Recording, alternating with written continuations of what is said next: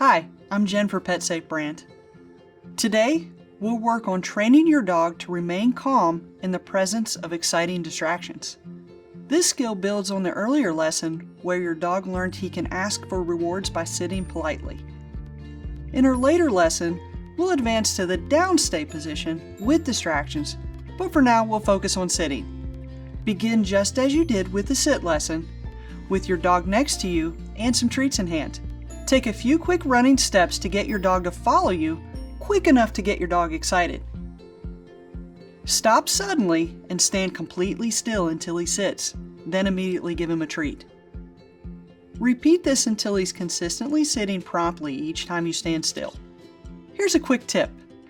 If he seems to be having trouble staying focused or sitting consistently when you stop, offer him several treats in a row each time he sits until he has it down, so he really gets the idea that sitting is more rewarding than doing anything else despite the excitement. Now, we'll continue the same exercise while gradually increasing the excitement level.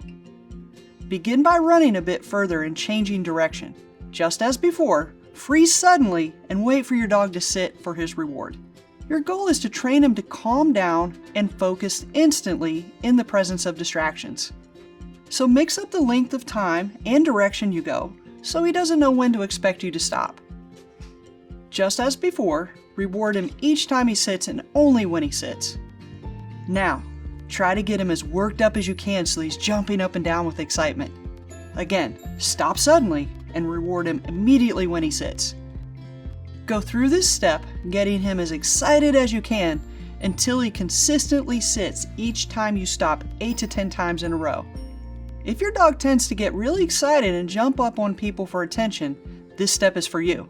For this step to work, it helps to have cooperation from your friends or family, and especially anyone who meets your dog. Essentially, the goal is for everyone to ignore your dog when he barks, whines, paws, or jumps on them. If your dog is motivated to get attention from people, then he will eventually sit near them.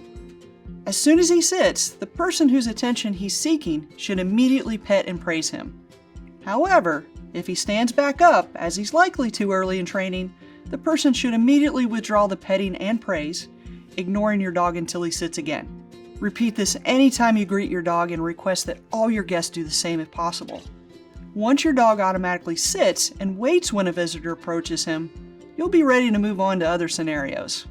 Remember, the key to this lesson is consistency. If you send mixed signals to your dog, he may not understand the connection between remaining calm and the reward of attention. Anytime you or anyone else gives in and rewards your dog with attention when he jumps up on them, this can be a setback to training.